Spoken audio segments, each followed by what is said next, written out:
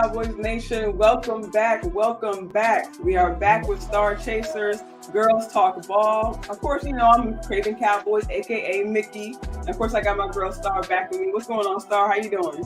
What's up, everybody? Glad to see everybody tonight in the chat. Let me make sure. Hold on. I'm like, I don't think I'm my mic. Now I am. Okay. But what's up, everybody? Glad to see y'all in the chat. Sorry, it's been 2 weeks. What's up, PC? It's been 2 weeks since we've been able to do this thing. 2 weeks ago, y'all know I went to the Cowboys game versus the Seahawks, and then last week I got sick. So we've been missing in action, but we're glad to be back this week for sure.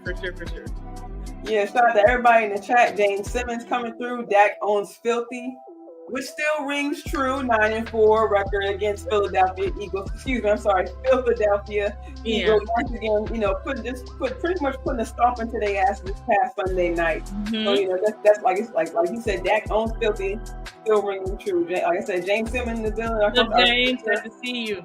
Our sister Nisi in the chat as usual. Definitely good to see you as usual. Like she said, we took a little break, you know, for the holidays. When we come back full force, we just our thoughts are really just like you said, the past couple of weeks of football, and you know, this past Sunday night, you know, us taking on the Eagles, and also what we're kind of looking forward to, you know, us taking on the Bills. You know, just kind of going into some unfamiliar territory. I think I've seen on Twitter. I think they said the last time we played the Bills was what they said. That's been 4 years ago. 2019 Thanksgiving. That's crazy. When we played them when they beat us at home. Yeah, they did. Like Taylor said, we should be 10-3 versus Philly. Definitely, especially how the last game went, and just seeing how this past Sunday went. You know, just seeing the beat down we kind of put on. You know, that we definitely put on them. You know, it just a little. You know, definitely. You know, of course, in hindsight, you know, we definitely could have put forth more effort in that last game. But we're just going to jump into the show, and just before we really get too far, make sure you guys hit the like button. Hit the share button if you guys listening on Twitter. You know, and give us a like, give us a retweet. You know, you never know who's listening. You know, we're both up and coming content creators for the Cowboys. You know, just trying to get our thoughts out there. And you know, and thanks for you guys spending your time with us. So like I said, before we jump too far in there, Star, just give us some of your thoughts on the past couple of weeks of football. Just going to the Eagles game. If you want to kind of touch on, you know, just your experience from going to the Seahawks game, because that was crazy, you know. Yeah, everyone knows no punts. Yeah, no punts in the game. I'm so jealous. So just go ahead and that Dallas versus Seahawks game. That was my first ever Cowboys game that I went to. So of course it's a surreal experience. So much fun. You go to Jerry World. Jerry World is lit.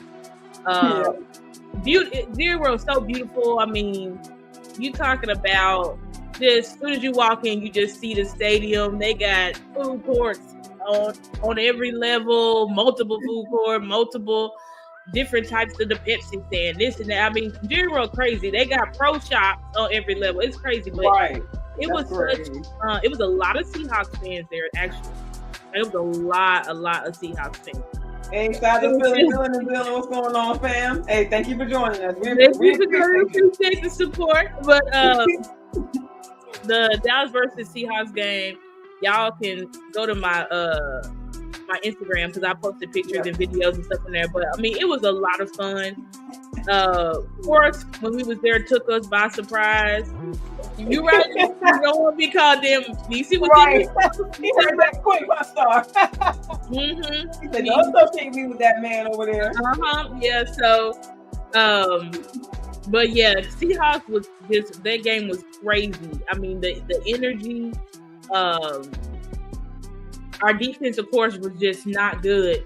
I'm like, golly, like once you look at the All 22, you kind of figured out what was going on. It was mostly matchup issues, some scheme issues and stuff. That's why I got on Dan Quinn's head and called him Dan Moore. But he quickly got his name back this week. But yeah, for sure. It was bad, but shout out to our MVP, you know. Shout out to them. Yeah. AKA Dot Prescott. That's for sure. MVP Prescott for putting the team on his back as he did. Had to put up, what was it, 41 points 41. Yep. Forced to win that game, 41 points, but he did it. You know what I'm saying? So yeah, I think that was a season high for the defense, 35 points. 35 points. Actually, wasn't it like was it 35 or 30? No, it was 35. Yeah. It was 35. Yeah. Put up 41 points to win, but that's okay. He did it.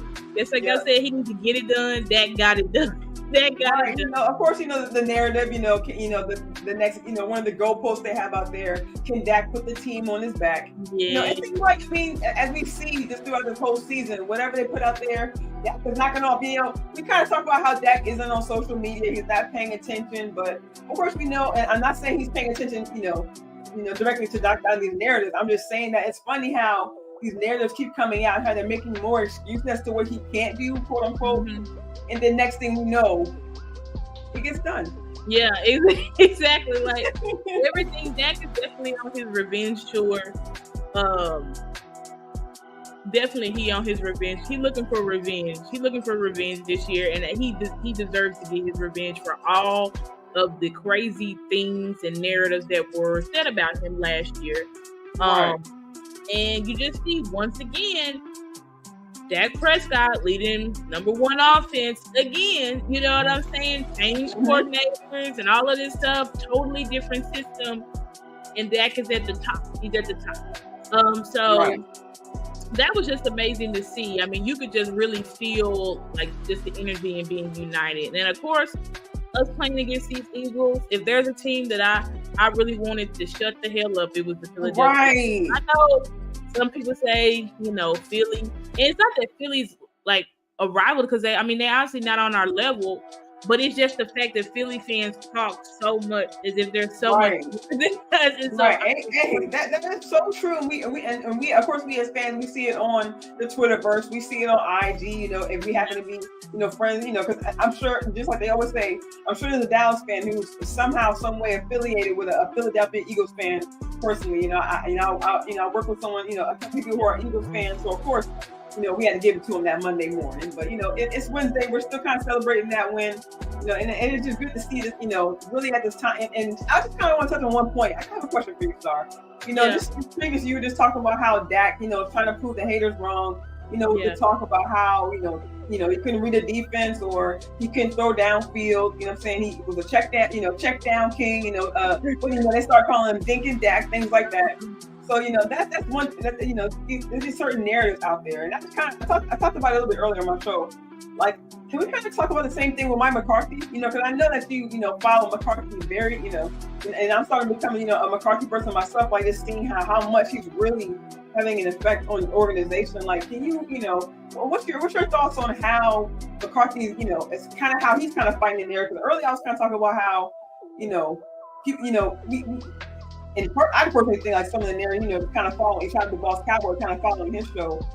Some of the narratives could be coming from inside the building, but the crazy talk. He didn't know the language of the offense. He didn't know what was going on. He couldn't call plays anymore. Why he couldn't calling? So what's your thoughts on that?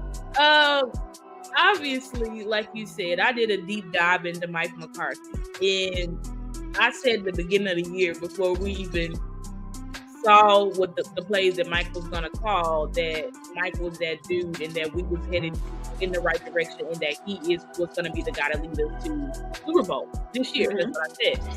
And Mike McCarthy is just showing who he is, which is a Super Bowl winning coach, right? A quarterback guru, right? A real analytics guy. A guy that's adaptable, a guy that loves and listens to his players, and a guy that part puts his players over scheme. Yep. But not just that, Mike McCarthy is a leader because look at his team. Like, look at the team, not just from the players, but look at the front office. Like, Mike's got everybody from Darius Stevens, everybody is like one voice, one sound. Right. Everybody's on one accord. And when I watched the sound from the sideline from the Philly game, I said, wow, like they're really playing for one. The players are really playing for one. They talk about that all the time. This is your brother. You got to play for your brother. But you could really see, like, they play for one another now. Like, I saw on this offense, like, this offense is not just this kind of flying in finesse offense. Like, right, it's physical. This offense brings the pain. This offense, exactly. Like, you see now, CD is fully bought in. So CD is following blocks downfield and trying to knock people out. Yeah, because before, just in my opinion, he wasn't really doing that way of blocking. No, he wasn't. He wasn't, because he wasn't bought into it. You know what I'm saying? But when we see how this team has fully bought into this physicality, like, this is Mike. This is Mike's team. This is his mentality. This is what he's instilled in these players. And back to back, this is third time in a row. 10 win seasons. Yes, right. 10 win seasons with facing major injuries in all of the seasons that he's been here. Correct. Like, Mike McCarthy should be in the Coach of the Year conversation. Because he should have been. He should be in it this year, because I don't know a person who's coaching better, who adapts better than Mike McCarthy. This man flipped his whole philosophy and script mid-season, and now has the number one offensive point still. Like, this is crazy. And, like, the way that Mike is calling plays, like, everything is set up, everything is so strategic. What's Coach Marv? He said, what's up, Coach Marv? How you doing? McCarthy has made this team and this offense more detailed and efficient. Exactly. Like, the team, you just see every week, it's like better. And it's not just on offense, but it's also on the defense too, because look at our linebackers, how they was playing. Like, we're playing big cold football. First play, Michael Parsons bloodies Lane Johnson. I'm like, that's what we're talking and kept it moving. Like he ain't do nothing.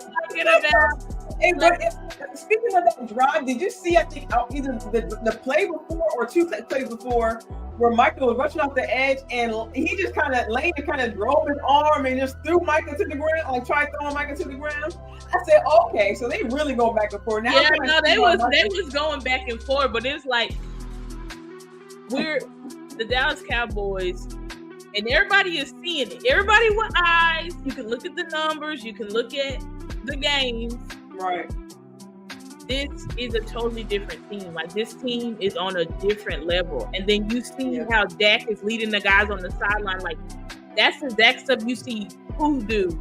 Only quarterback you see doing that type of stuff is Tom Edward Brady. So what's his name? Edward Brady. Where he's constantly going back and forth that time, telling himself over and over again, do this, lock in, da-da-da-da-da. We need to do this, we need to do that. Like, Dak is on a different level of confidence. He's telling Cooks, look, let's do this. I'm going to put the ball right there. Like, and they trust him. Like, the whole team, the whole organization, like, everybody is fully bought in. And it's also coming back on the side, too, where the receivers are actually putting their input in as well to the coach. I'm saying, like, exactly. Like, Mike Schottenheimer, they're listening to these guys. We done changed up our freaking run game, right? Because remember, I did a show that said that if we were going to be inside zone this year, we were going to be one of the best offensive lines in the league. Yeah. And Mike talked about that. We moved from, the power run to sticking to the zone, the inside, and we still do a little bit of power run. We've gotten a little bit better with the switch pulling the guards and stuff like that. But we're primarily doing inside zone scheme, and it's working to perfection. Beautifully,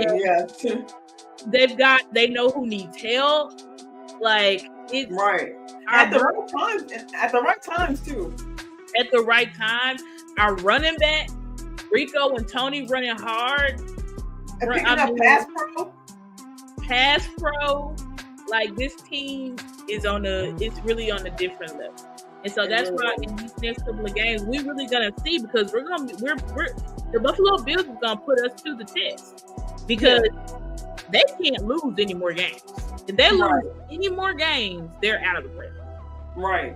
They're all, I think they're sitting at like, I think before the last. They're the 11th seed. They're the 11th. Yeah, number 11. Yeah. Because all of the other teams in the hunt, they got beat by. Right. So like for them to even have a chance, they have to win out. Like it's one question. So that's why I said, listen, I ain't forgot what they did on Thanksgiving in 2019, and hopefully the team ain't forgot either. Like I'm sure they have it. I'm ready to destroy them. Like I want to destroy them. I'm ready to destroy them in their season. They're not about to pick up their season on nothing. No, not at all. Not at all. Because they are. I mean, I'm sure they already see Miami running away with the division. You know, I'm not gonna say they have number one seed locked, but I'm sure. And I'm sure. I'm saying, me personally, I didn't see this happening. I didn't see it being flipped like this, where Buffalo would be the number 11 seed. So them being this desperate late in the season, like you just mentioned, and like you just said, Josh Allen is already, kind of plays reckless. So just knowing that they're coming out here, we just might see him go to Diggs. You know what I'm saying? In some situations. Yeah, they might. I mean, yeah, y'all know, teams. Micah said it himself. He was like, bro, watch how these teams play and then watch when they play it. Like, they develop totally different game plans. So I wouldn't be surprised if they try to go to Diggs, more. They try, but that's go to Diggs all you want. Like, y'all's team is broken. Y'all's team is not locked in like we locked in. Right. So you can go to Diggs. You can try to have Josh Allen run over us, and because everybody talks about how Josh Allen, he's so big, and I'm like, go right ahead. You can try, right? Because he's still the best shot, Josh Allen. We know, right? Because we know he can be that type of player, but we also know what kind of player he can be when he gets rattled. He has a lot of pressure on his face.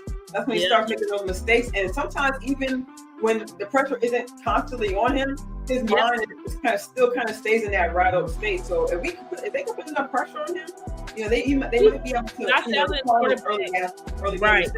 He's a quarterback where it could be a turnover spree. And coach, we for sure not giving Mike McCarthy all of the flowers, but you got to give him his flowers, because even if we lose these next 10 games, like this man is doing, I mean, not next 10, but these last 4 games, like Mike McCarthy's doing stuff that haven't been done since the 90s. So it just is what it is, you know what I'm saying? But of course, we gotta see. You know what I'm saying? We gotta see. To be able to change the culture and to be able to, like you mentioned earlier, to be able to reach the top, to be able to reach the front office, and for them to be for Jerry number one to give you credit, and for him to give you the reins and give you credit publicly and say he's gonna go with your plan, and pretty much Jerry is following you. Like I think that warrants, I'm just not, like I said, we're not giving him all the flowers. I'm saying, but just for where we are in the season, like Star mentioned, 3 seasons in a row, 10 plus wins. That like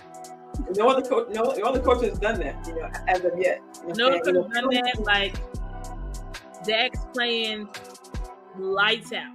Like Dak's playing lights out, which we knew if we put Dak in a system where he wasn't having to do trigonometry every single freaking play, that Dak was going to show y'all who he was, just like all the rest of the quarterbacks. And I'm like, isn't this crazy? It's like, this is karma like a biatch, because I'm like, y'all said Dak was injury prone. Look how many quarterbacks out this year because of injury. Right. They're scrambling. Some teams are scrambling to pick up viable backup quarterbacks. And the viable backup quarterbacks are the ones who were starting at the beginning of the season. Right. On the teams that didn't have quarterbacks. So they said, Dak couldn't carry a team, and Patrick Mahomes is the only guy who can carry a team. What is Patrick Mahomes carrying this year? Nothing. Right. Screaming at the refs because his wide receiver is an idiot and lined up off sides. That's what I'm like. I'm like, come on now. When at the end of the day, your boy was lined up off sides. Exactly. And if we're leader, but you should be getting at your receiver, but you yelling at the ref. Right. And yelling at Josh Allen, like. Right. So you're looking extra crazy now. Like you're not even making him, and he's been making other mistakes in the game. So you're not even holding your own player accountable. Nope, you're not. And then everybody talking about drops. Dallas Cowboys, we're top 5 in drops as well, but look at the difference. I'm like, people don't want to admit that, like, Patrick Mahomes and Travis Kelce are not playing well. Like they're not. What's up been saying? Like they're not locked in. Like when they played against the Eagles, Travis Kelce fumbling inside the 10. Patrick Mahomes, that lazy pass it was really a wide open touchdown. Wide open star in the end zone. And when have you ever seen Pat Mahomes miss that? We see him making trick plays off his back foot, but he couldn't make a wide open pass. I don't know what's going on over there. They're not locked in. That new offensive coordinator is terrible, and clearly Patrick Mahomes does need weapons.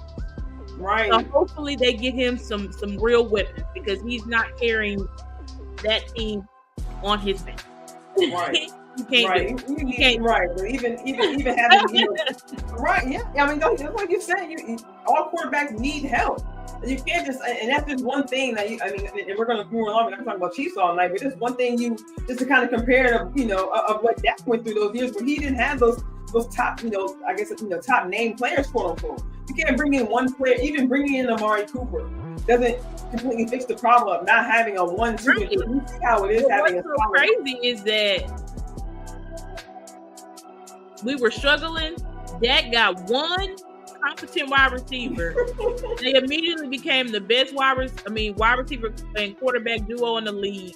Right. We go to playoffs. We only don't make it to the NFC Championship because our defense gives up an historic amount of yards on the ground in a playoff. Right. To a guy off the couch. Dak Prescott, if Mike McCarthy, if we had this offense now, last year in the playoffs, right, we go to the NFC Championship with a hobbled Michael Gallup and brick hands Noah Brown. Right, and Dalton Schultz, who everyone loved calling him a security blanket. We were winning games and blowing teams out with that roster as well. Like that's what I'm trying to tell y'all. But we want to say, what's up, Calvin? Don't mention my quarterback in the sentence with this guy and that, because this guy's got this and this guy's got that. But I'm like, my quarterback does more with less. He's been doing more with less since he's for years.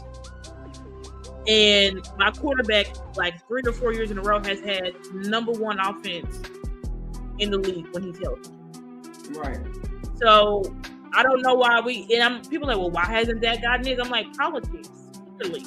Like 2021. Yeah, I saw it tweeting that earlier. Yeah. That's right. Like, he should have been called pro. But you think they was going to give it to him over Brady and Aaron Rodgers? No, they weren't. They weren't going to give it. Mahomes in the league, that's the automatic ticket anyone uses. Oh, well, Mahomes is this, Mahomes is that. We even still hear it this year. Mahomes struggling. So that's he's struggling and he's struggling bad. And it's not just because of his wide receiver. Like, and it's him too. It's him himself is struggling as well. Exactly. Like you mentioned earlier. Travis Kelce or Travis Swift, he's not playing well. Like, no, you didn't say Travis Swift. Taylor Swift's boyfriend is not playing well. Like, he's crazy. Yeah. And it's like, listen, I'm not trying to be, and it's like, I'm just trying to spit the real. Like, this is this type of shit no one wants to say. No one wants to say it because everybody just wants to worship these other quarterbacks while you take a crapper on your own. And I'm just not that type of fan. I won't do it.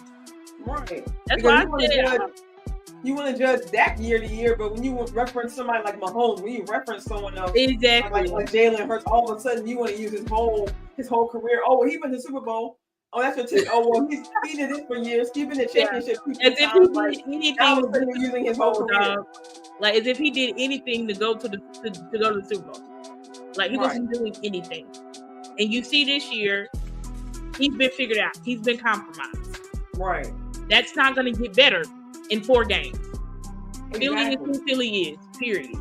Right. Like, Jalen Hurts, he's going to have to elevate his game like all other quarterbacks. If he wants to remain in this league, he's going to have to learn to pass the ball. Yeah, we're seeing that other quarterbacks in the league as well. I mean, of course, prayers for Herbert, but we've seen him struggling.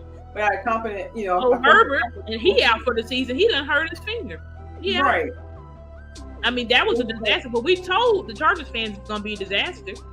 Y'all thought Herbert was better than Dak Prescott, so he's absolutely not better than Dak Prescott. Absolutely. Right.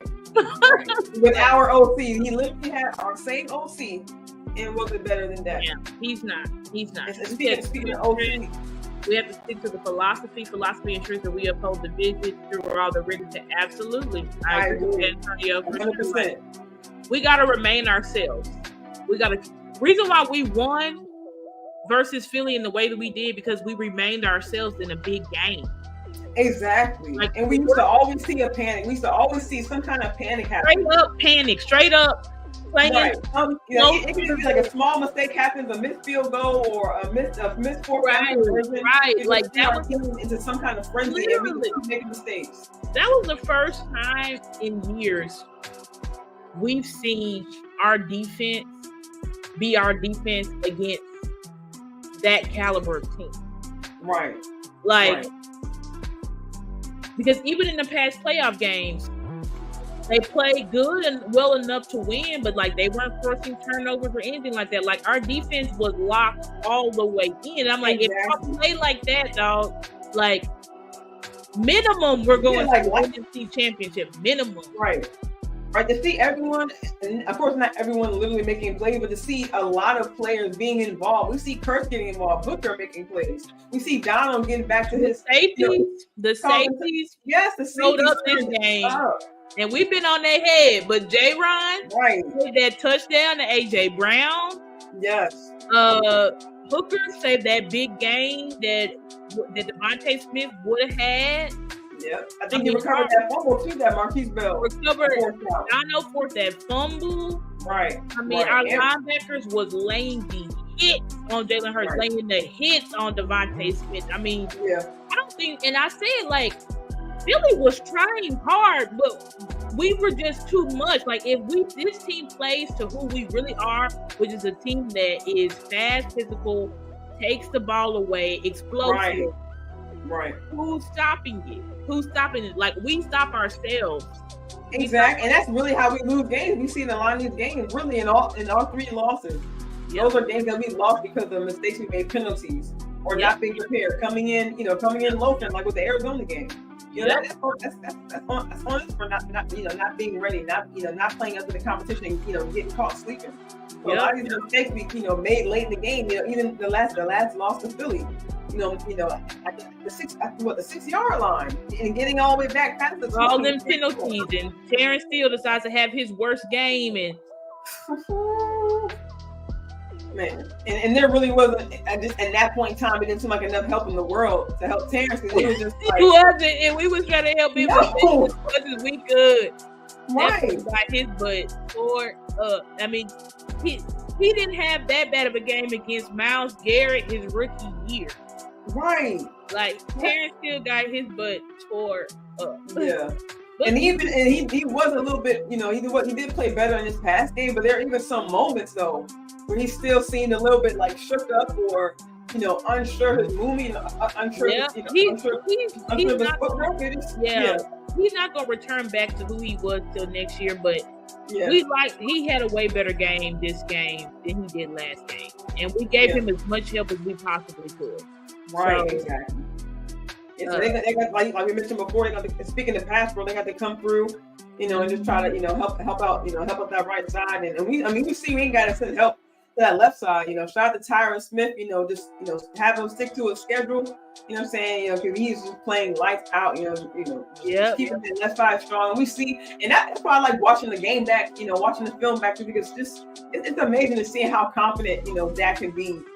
He really doesn't have to look his way really because he's just so he can be focused on the play. He doesn't have to even worry about that left side. Exactly, like he's fully like you have to attribute Dak being able to play how he's playing because our offensive line finally has continuity and they're finally playing better. But even when they're not playing well and they're getting him almost sacked and hit, Dak's still making the play. That's why he's MVP this year. Because even those throws that we see him dancing a lot back there. It's like his footwork is crazy this year. His footwork is out of this world. His accuracy, his confidence. It's just he's on a different level. The game has completely slowed down to Dak. So there's nothing that he's seen that he's gonna be in a panic. You know what I'm saying? Right, like, exactly. He doesn't see fluster back there. We see that wide eye look. He's so calm back there. Exactly. Like he's so calm. He has trust in his guys. The guys have trust in him. What's up, Jameson? What's up, Jameson? This team is just fully behind. This team is fully offensively and defensively fully sold on Dak. Right. Fully sold on Dak. The front office fully sold on. Yeah. Jerry's like, listen, I want Dak to win MVP. I want him to get every award. Jerry's like, listen, Jerry never had a problem paying Dak top dollar. Right. But he always had, he had that slight doubt in Dak. He did. Yeah. He had that slight doubt. He had that slight doubt. The players, I think, always believe, thought Dak was a good quarterback, a great leader. But how they're talking about him this year is because they're seeing him in an actual high functioning different environment with good coaching where he actually has control. He didn't have control. Right. Like he didn't have control. So it's like now that he has control, it's like everybody's feeling like, oh, okay. All right. Right. Now, granted, Dak Prescott been him. Like, you look at his stats, like 2021, he been having a deep ball. He had a better deep ball than Allen and Burrow and all of those guys. That's what I'm trying to tell people. Like, it's not that it's new. Oh, Dak Prescott, he's just really he's been this guy. His image kind of got tainted because of the system that he was in. Exactly. Like that's what I'm exactly. That's a great point you make, and I wanted to mention that earlier. But we kind of talked about the coaching he has around them, and it's just and really them had kind of Schottenheimer was a consultant last year, but him being elevated to number one, the OC to be able to be there to help out McCarthy, and then having Dan Quinn there as the defensive coordinator.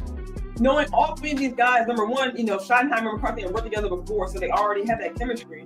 But all these guys have the background of where they've been to these organizations, where they've been in these big moments, these big spotlights. They've been in huge moments. They played in the championships. They played in Super Bowls. Like these coaches are ready to go. Exactly. They're ready to go. Like you got no respect, because everyone's young when they come in. Everyone has to learn. But when you have someone who doesn't have the experience like Kellen Moore, he doesn't know what to call in these playoff games. He doesn't know what to do. But now you have a huge team of veteran proven coaches who have been and played in big moments. And you're seeing that knowledge spread out throughout the fabric of the team. And then you got veterans pretty much in every, almost at every position in every room. Yeah. So you brought in Cooks, you brought in Gilmore. You got a Zach Martin for the O-line. You got a D-Law. You know what I mean? So you just got, just crazy. Right. You just have, number one, we have the depth. You know what I'm saying? The young guys coming up. We got crazy depth. Yeah, and then so we have veterans at the top of the, pretty much at the top of the line. Like you said, being able to not only bring that knowledge, because we have the coaches, you can bring that knowledge, but it's important to have that player in the players. Have that Trevon Gilmore, Brandon Cooks, like they've taken their rooms up to another level. Exactly. Everybody's just playing on a different level.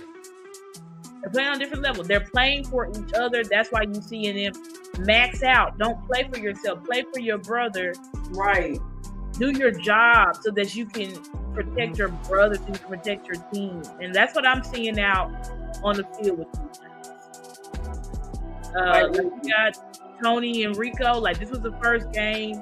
They finally gave Rico more than 4 touches. Right. And early, too. When I think they're coming on the third, fourth step for all.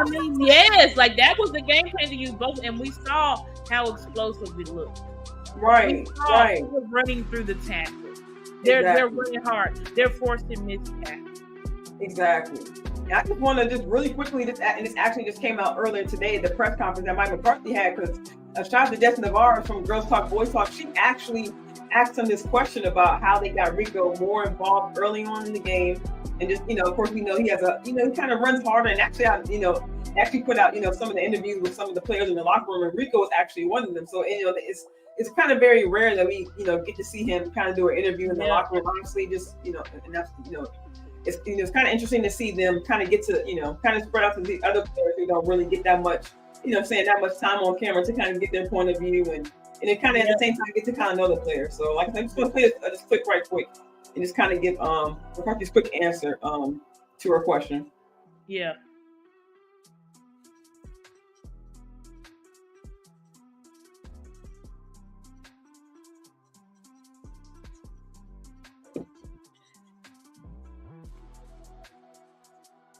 Styles and all of the things you can really implement in your play call. Yeah, definitely. I mean, you have to have it.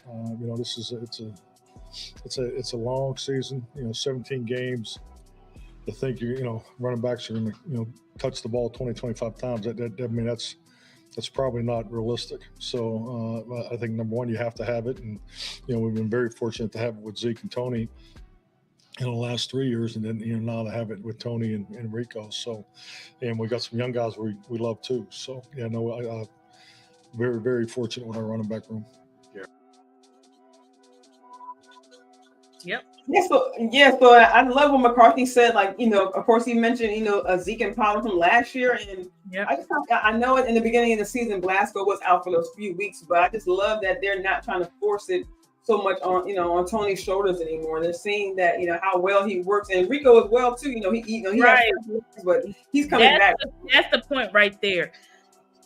I think working both of these guys in right, and I think at the beginning of the season, the coaches were trying not to slight Tony.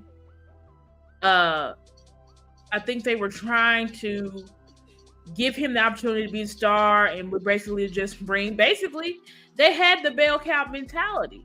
Yeah. But when they saw it wasn't working, and then Tony's humbleness, because you could see, I don't think it was this side of the sideline, but I think when it was versus the Seahawks, Tony was like telling his coach, like, let Rico go in. Like, I think Tony knows that I'm better when I have a compliment. I'm better when I have a compliment. Sure, I can take all the reps, but if I truly want to be able to show my skill set and be who I am, give me somebody who can compliment so that I can constantly keep my legs fresh. Exactly. I think that's what we're seeing. And shout out to the coaches for making that adjustment. Yeah. And it was crazy because in Schottenheim's interview, he called Tony, talking about, Tony, he's still our bell cow. I think they just be saying that stuff for like, like throw people off. I saw that too. I was like, I mean, I understand. Like, I think, I could have felt him just saying, he's still our starter. You know what I'm saying? Right, he's still our lead back. And I mean, I'm assuming that's what he meant, but it's like, yeah. I definitely feel you on that. I don't care. Lie to the media all day, but we just want to continue to let us see the changes on the field. That's what I'm saying. Yeah, exactly. And actually needs some more. And we see 39 combined forced missed tackles, and they have 23 combined 10+ yards plays. So we're starting to see more explosive plays from both of them, not just Tony. Right. It doesn't allow Tony for him to be for Tony to be who he is, but also allows for Rico to kind of get more of his See, like Mike and they just keep adding more and more wrinkles. Like everything Mike and Schottenheimer is doing is calculated. Mm-hmm. Because it's like they knew that they were going to eventually make Tony Rico tandem, but they waited strategically. Let's do it closer to let's wait till the third. We're in the third trimester. Yep. Mm-hmm. Roll this out. Let's wait till the third trimester to roll out our CD jet sweeps, our Turpin jets. Did you see how fast Turpin was on that jet? No, and I watched it about 3-4 times back to back because it's crazy. Like, it's one thing like when you see like CD jogging or you see a Cooks jogging, but like Turpin was jogging in the backfield, and just the way he turned up after getting that hand up, like his stuff is like it's crazy. And I feel like the word that keeps popping in my head. I'm like, we are a multiple offense. Yes. We have our foundation, but we pretty much can attack you anyway. Like Exactly. that's what we're establishing. Like we can attack you in multiple ways. If you want to play shell coverage and you want Dak to dissect you little by little, he can do that. If you want to play press man, the guys to do it. Right. If you want to play press man all day, that's gonna tear you, light you up. Yep. Light you up quickly in the pass game. Mm-hmm. Like everything that we and let me cut you off. But speaking of that, we're also seeing Tony Pollard take more passes. We saw Tony Pollard taking a lot of passes out the backfield. A lot of passes, like, and they said some crazy stat, like the only player that has more or some yards of scrimmage is McCaffrey. Yeah, McCaffrey. I've seen that tweet too, but I forget what the stat was. Yeah, I don't know if I say it. Is it yards after contact? It's either yards after contact or yards. It might be scrimmage. It was something about scrimmage yards. I did see that. The only running backs with so many scrimmage yards. Let me see. I know I liked it. Let me see. Here it goes. Shout out to Brandon Laurie. He's with Blogging with the Boys. But he said Cowboys Tony Pollard is one of 2 running backs this season to have 13 games of 50+ scrimmage yards. Oh wow. Christian McCaffrey have it like so. Yeah, and McCaffrey almost had 1,000 yards. You know what I'm saying? And he's an MVP talking. Tony is on pace really to break his season high because I think last year he just went right over 1,000. So that last game he had just nudged it out. He just got I don't know how many yards he has now, but I think when I looked up, I didn't look, looking for it, but I think he has a little under 800. I think. Yeah, something like that. 795 or. Right now he has 796. 796. Okay. Yeah, he could definitely. You got 4 games left, so just depending, and I just really like how they've layered this offense. Yeah, and they've had ever since we lost to the Eagles, they've had 100-yard games.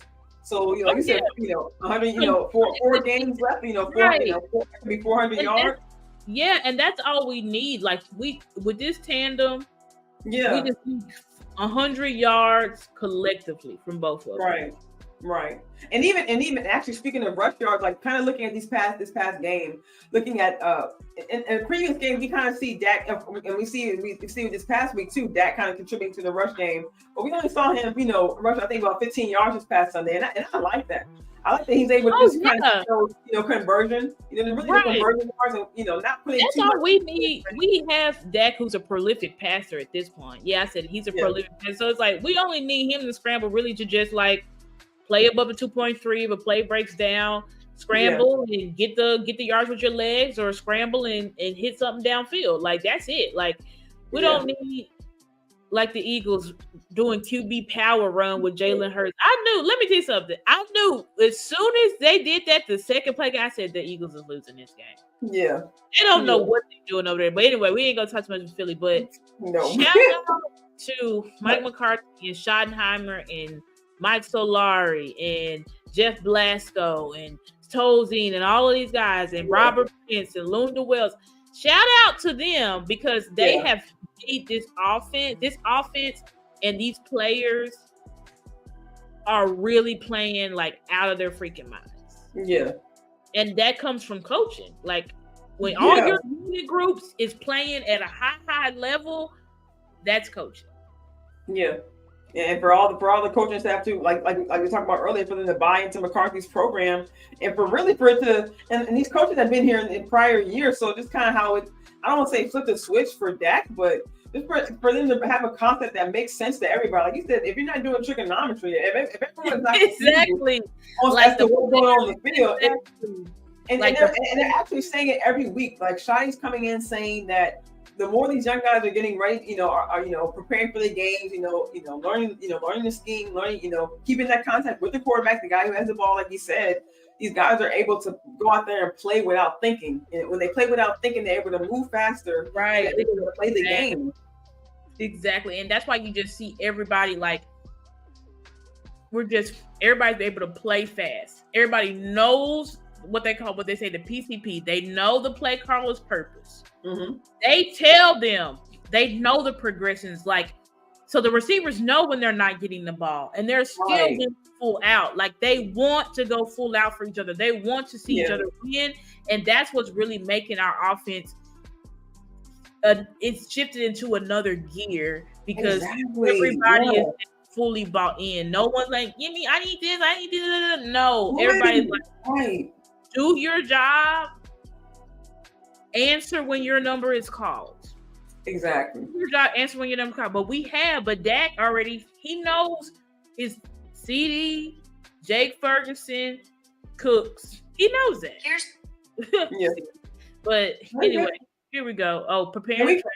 We kind of pretty much talked these topics while we're talking about, facing the Bills and things like that. But one thing I want to talk to you about is this cadence. We know this thing is kind of blowing up, in the news and things like that. But just kind of a couple of things I've heard just kind of throughout the week. I kind of heard this phone call that that Zach Martin is one of the guys that calls into the radio station. Does the interview, and he kind of gave this kind of just a little bit of the backstory of the cadence that it's really to help out the the O-line with their timing, so everyone not having so many penalties. So I this was us kind of getting ready for preparing to travel, as it says, getting ready to go on the road, really back to back the next couple of weeks going the couple of weeks coming up. So I just think that us having this kind of this home stretch the last few weeks really has of course obviously it's helped us be able to get our cadence kind of down pat without the crowd noise and things like that. But I think it's, it kind of trains them to also get ready for the silent count, when they are, going into these situations, having to face, the crowd noise and things like that. So I think that's, I think it was, really good the way, of course, how the schedule kind of laid out, but it was good that they were actually kind of able to get their rhythm going these past few weeks, without the crowd noise. So that way, when they are going into these environments coming up, hopefully, they have just that more of an edge, just kind of have that synchronicity amongst each other. Yeah, and they talked about how, and I'm interested to see because Mike and Schottenheimer talked about how they've been working on their on the road cadence because, of course, you can't do the here we go on the road. They've developed a new cadence, so I'm interested to see because we haven't played our away game. Did you? I only cut you off. Did you hear Gelkin? He kept asking the question, and Mike McCarthy was like, "Will you get out of here?" No, I didn't hear y'all too much. I already gave y'all way too much. Yeah, Gelkin always be trying to get in. Shout out to Michael Gelkin because he be asking the real questions. He be asking the real good questions. But we're developing a new cadence because they're like, we gotta be better. We're undefeated at home. And I think we're like split on the road, and they're like, we got to be better on the road. So it's really going to be interesting, but to see, what our guys do versus this Bills team. Because this Bills team is physical. They are physical. Yeah. But this is what I'll say. Listen, this Bills team ain't more physical and stout than the Giants O-line, than Philadelphia Eagles O-line, or the Washington Commander. When I say I mean D-line. Right, yeah.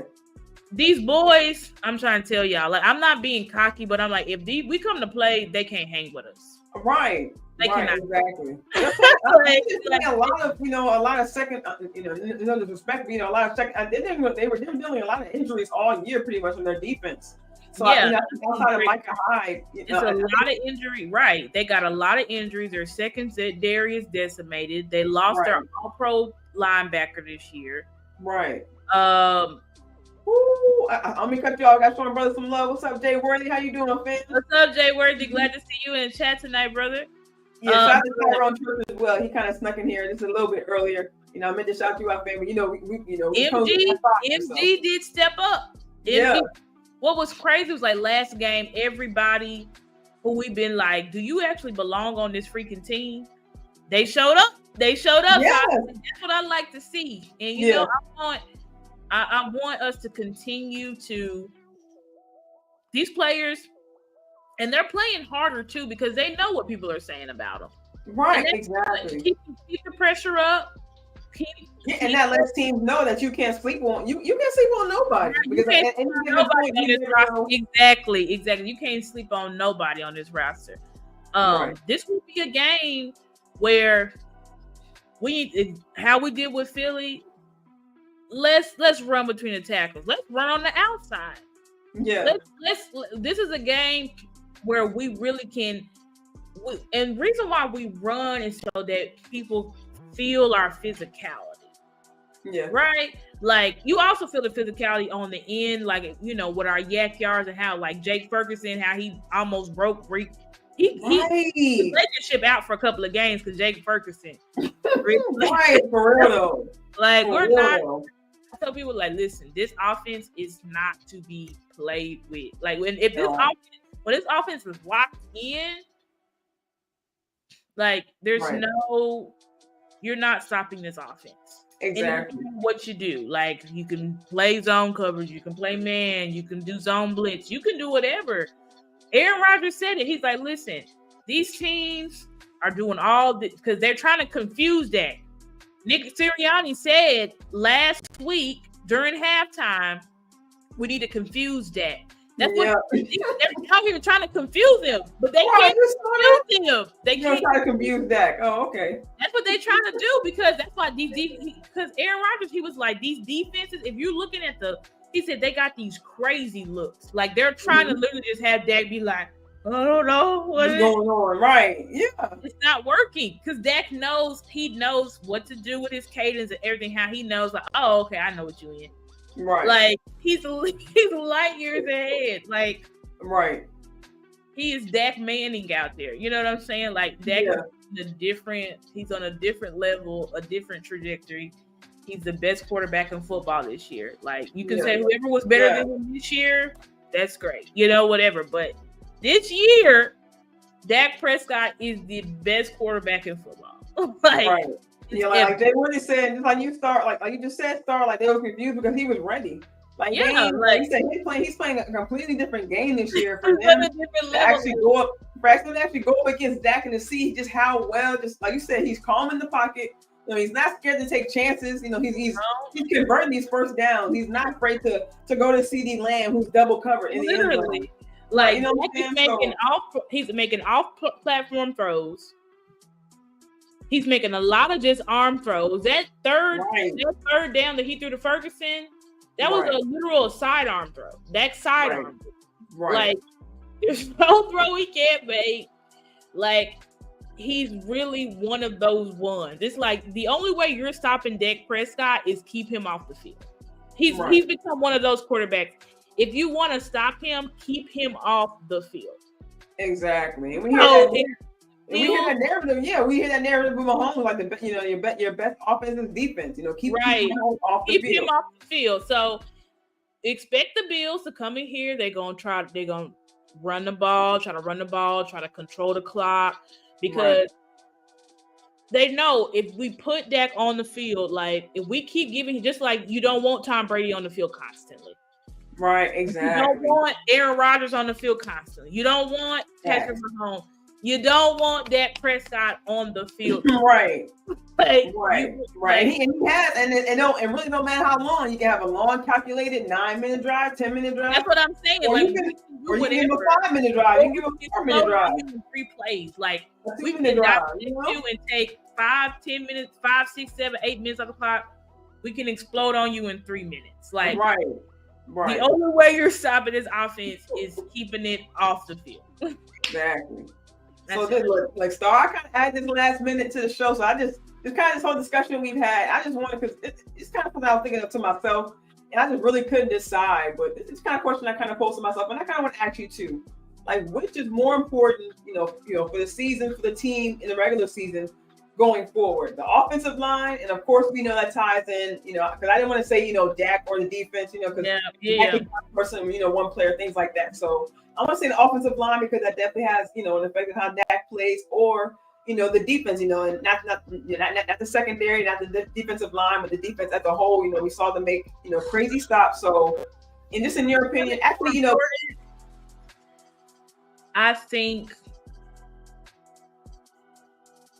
the defense, because Dak can make something shake if the offensive line is a little bit rocky, right? He's been doing it his whole career, and now he's in a system where he knows where all the routes, he knows everything, so he can compensate the offensive line is extremely important. Yeah. But defense wins championships. I agree. And when you get to the playoffs, these are top defenses. Things become harder. You have to be able to play defense if you want to win in the playoffs. You've got to be able to play defense.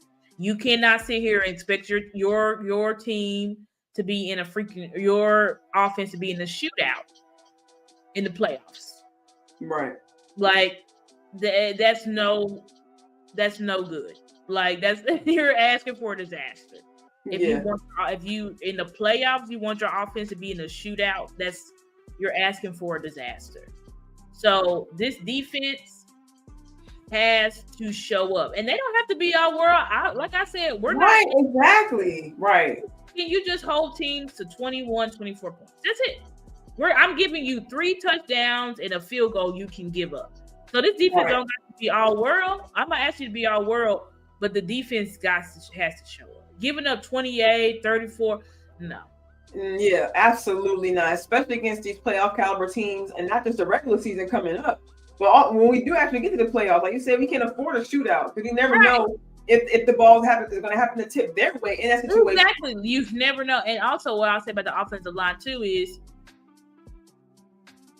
we have depth. I'm confident in our offensive line depth. So if somebody exactly, you took my Regal, I pick defense too. God forbid, I don't want nothing like that to happen on offense. I want us to keep our starters. But if something were to happen, I'm confident in our backups to come in.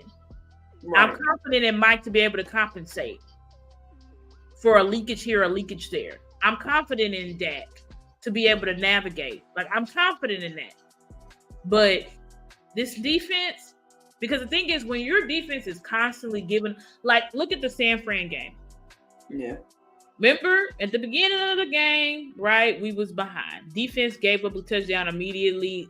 Every drive, they was giving a touchdown. But then the offense, they got the game back within a score. We were trying to build momentum. What did the defense do? Go and give up another touchdown. Right. You cannot catch momentum if your defense is constantly giving up touchdowns. Right. And giving the other team field advantage by giving up the like we can't win. We cannot win that way if you're going to constantly be giving up points. Right. And then think about this. You keep giving up points. We're behind. So we can't rest you. Now we have to just score as quickly as possible. And we got to get right back on the field. That's a huge point right there, Star. That's an amazing point right there. Because I didn't even think about that like that. Like, yeah, it does matter when you get in those tight situations. Because it's one thing, if the other team gets up early, you have that time to kind of climb back to it if you are able to get to it either within a possession or two. But yeah, when it gets late in those deep third quarter, fourth quarter, and you have to go on those kind of stretches where, like you said, you got to throw the defense back on the field because you do have to score quickly. I'm saying you're not going to be able to stop those. Be able to stop the run. You're not going to be able to stop those passes because you're so worried. You may be right in the backfield. Exactly. Then your defense blowing coverage. Exactly. Then your defense is gas. Like, that's how offenses can get your defense right where they want them. Right. So in order for us to win the championship, like, you got to play football. The defense has to play. They have to show up.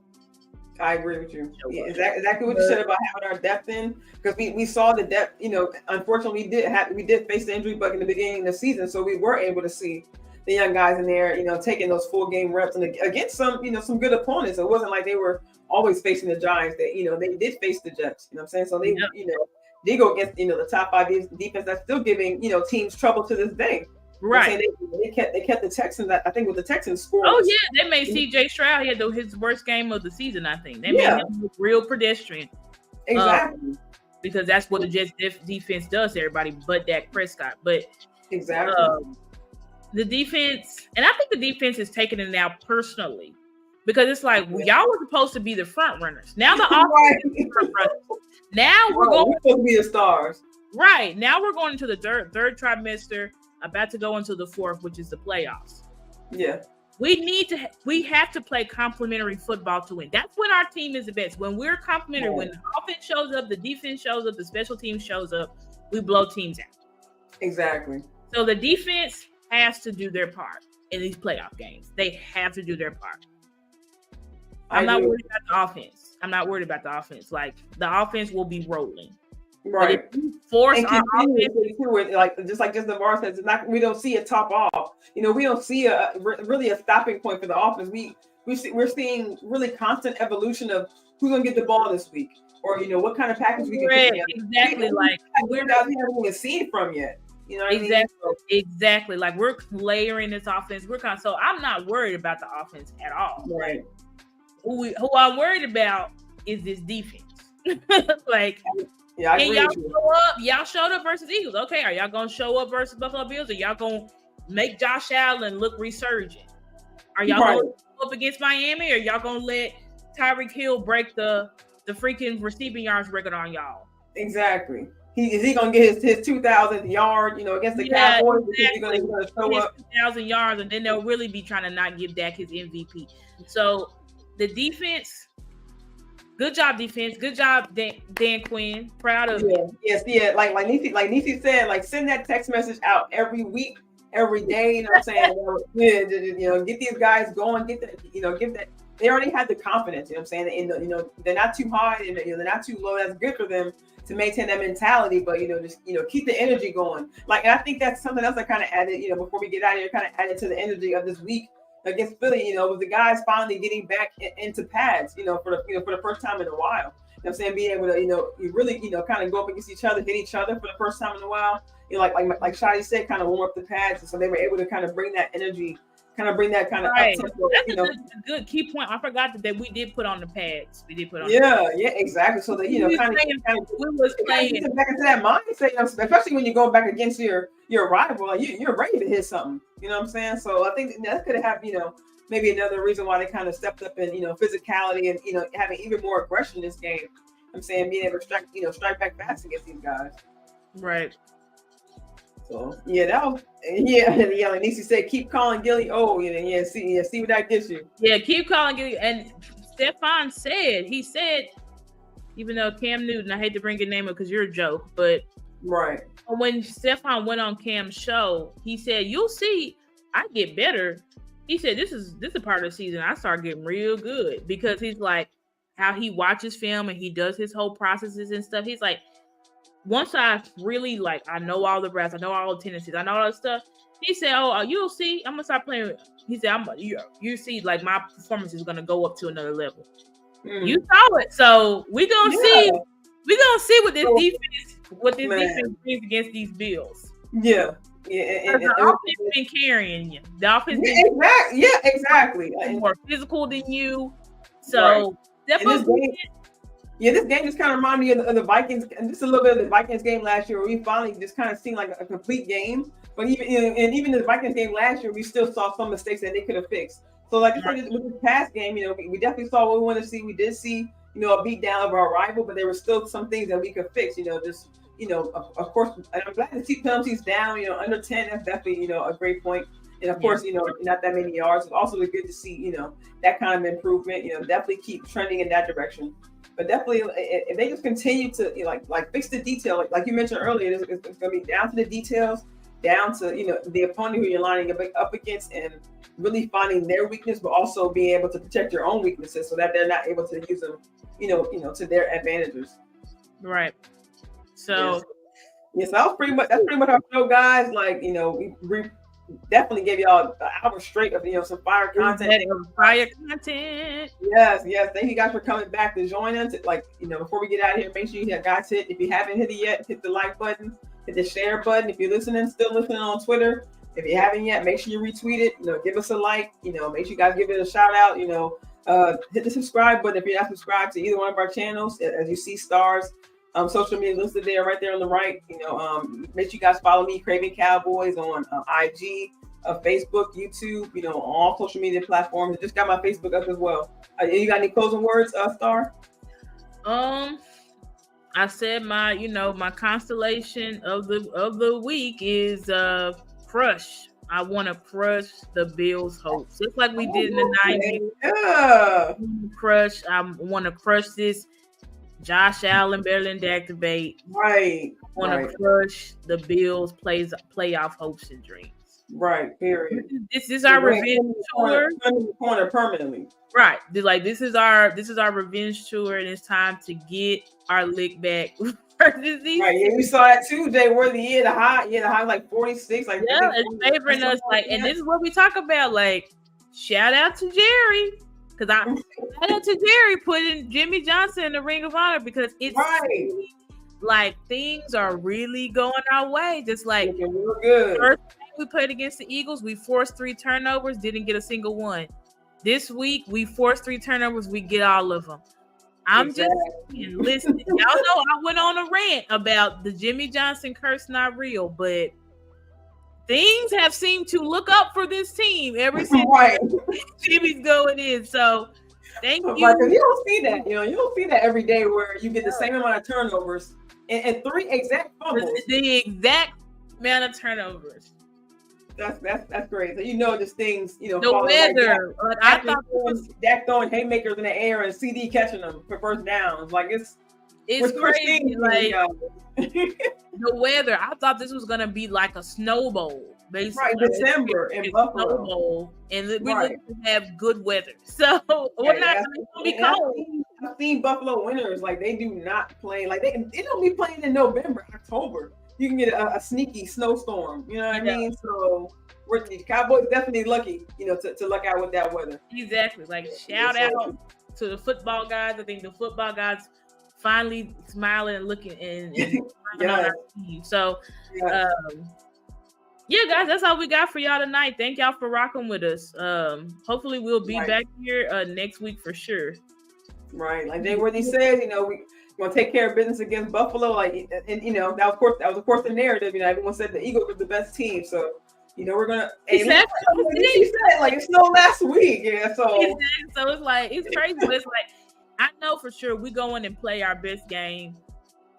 The Buffalo Bills is no match for us, just like they wasn't in the 90s. Like they're good, but they're not any match for us if we go out there and really show up and play our best game.